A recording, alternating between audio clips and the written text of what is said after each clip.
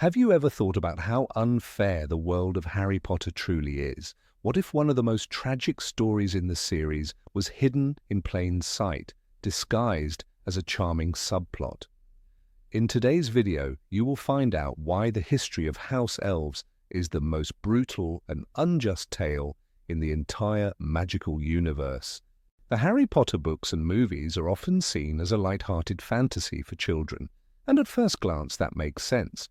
The early stories of the young wizard are filled with wonder, humor, and adventure. But beneath the spells and Quidditch matches, there's a darker reality, one filled with cruelty, oppression, and entire races doomed to suffering. One of the greatest injustices in the wizarding world is the fate of House Elves. These small, peculiar creatures draped in little more than rags exist only to serve.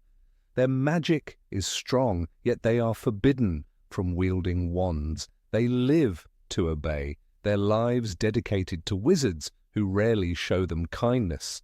Most fans remember Dobby, the brave and loyal elf who sacrificed himself to save Harry Potter. But his story is an exception.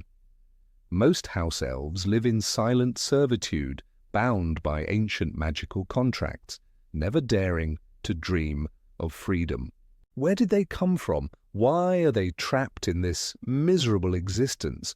Clues scattered throughout the book suggest a tragic past. Centuries ago, something catastrophic happened to their people, something that left them desperate and vulnerable. In their time of need, wizards offered them refuge, but that kindness came with a cost. The elves, in gratitude, swore eternal servitude. What began as an act of loyalty turned into generations of enslavement. Over time, wizards grew comfortable with this power. They took the elves' magic for granted, stripping them of their rights and independence. Even worse, the elves themselves came to accept their fate. They saw freedom not as a gift, but as a punishment. A disgraced elf, one cast out by their master, felt only shame. That's the most horrifying part of their story. What could be worse than a race so deeply brainwashed that they love their own chains? Even Hogwarts, supposedly a beacon of justice, played a role in this oppression. The house elves who worked there were granted more freedom than their counterparts in noble wizarding families, but they were still forced to labor endlessly, hidden in the shadows of the castle. Yet no one seemed to care. Even kind-hearted wizards like Hagrid never questioned it. Only one person did, Hermione Granger. She was outraged when she saw a house elf, Winky, publicly humiliated by her master, Barty Crouch Sr. That moment changed everything for Hermione. She founded SPEW, an organization to fight for elf rights, and even convinced Harry and Ron to join. But no one took her seriously. Not even the elves themselves wanted to be freed. Some, however, played significant roles in the story, though they are often overlooked. Kreacher, the bitter and broken servant of the Black family, was used by Voldemort in one of his most sinister schemes. Remember the cursed locket hidden in the cave? Voldemort forced Kreacher to drink the poison guarding it. Later, the elf returned with his master, Regulus Black, who stole the locket and replaced it with a fake. That one act of defiance cost Regulus his life, but Kreacher never forgot. Then there's Winky, an elf who never made it into the films but played a heartbreaking role in the books. She was fiercely loyal to the Crouch family, tasked with guarding Barty Crouch Jr., a convicted Death Eater. When he escaped, Winky was cast out in disgrace. She was devastated. To her, freedom was the worst punishment imaginable. She fell into despair, drowning her sorrows in butterbeer, unable to find purpose without a master to serve. House elves were kind, hard-working, and incredibly powerful. Yet their destiny was shaped by wizards who saw them as nothing more than tools. Even in a world where magic could make anything possible, no one ever truly fought for their freedom. And that is what makes their story the most tragic injustice in the Harry Potter universe. Have you ever wondered what would happen if house elves were never enslaved? What if their magic was left unchecked, their destiny unshackled? In today's video, you will find out how the wizarding world might have feared them and why their story is even darker than it seems. The power of house elves was undeniable. They could appear and disappear at will, bypassing magical barriers that even the greatest wizards couldn't cross. Their spells were instinctive, woven into their very being, not learned through books or practice.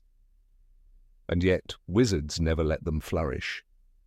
They saw them as servants, not equals. It raises a chilling question. Was it always meant to be this way?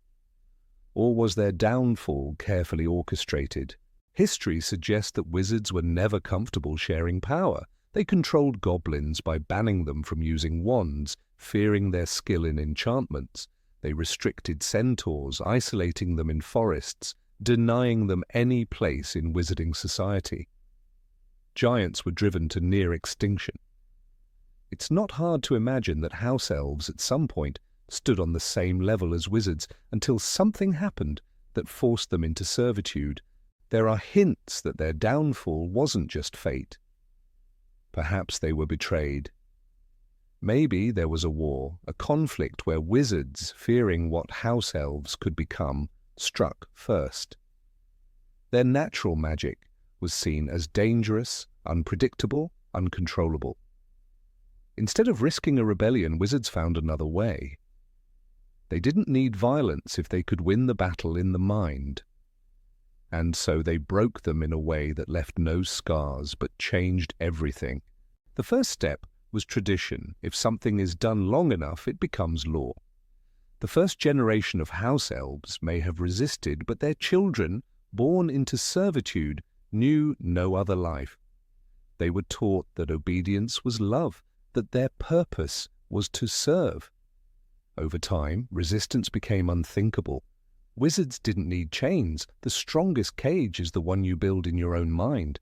Dobby was one of the few who broke free, but he was an exception. He had hope. He dreamed of freedom, even when no one else did. But where did that hope come from? Most elves had long forgotten what it meant to want more. If one could see beyond the illusion, what was different about him? Perhaps Dobby wasn't born like the others. Maybe something had changed in him. He was the only house elf we ever saw truly embrace freedom, not as a punishment, but as a gift. He even wore clothes with pride, something other elves saw as disgraceful.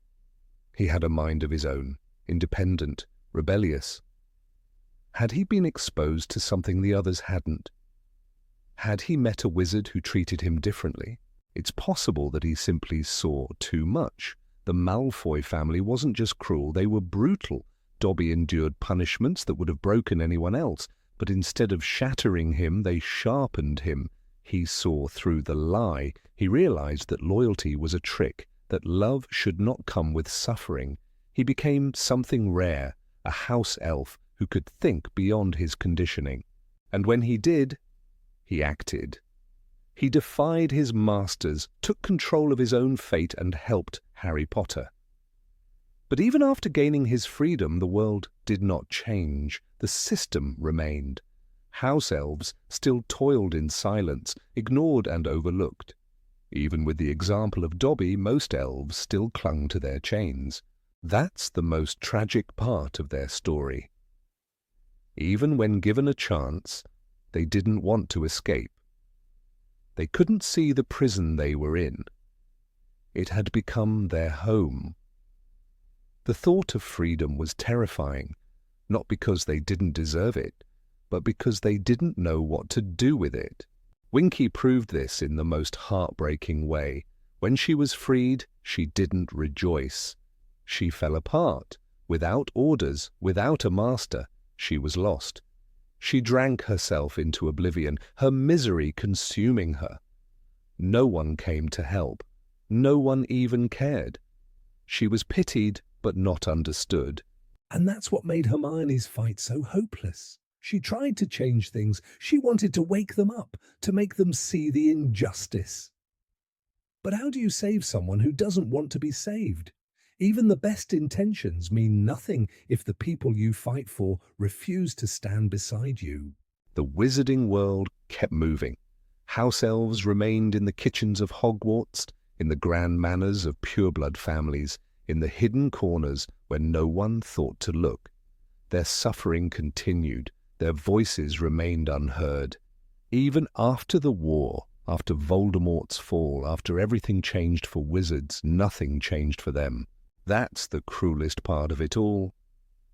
The house elves were never freed, never avenged, never even remembered. They weren't a priority. The world was rebuilt, but their place in it remained the same. Even in a story where good triumphs over evil, some injustices remain untouched, some battles are never fought, and some chains, no matter how heavy, are never broken.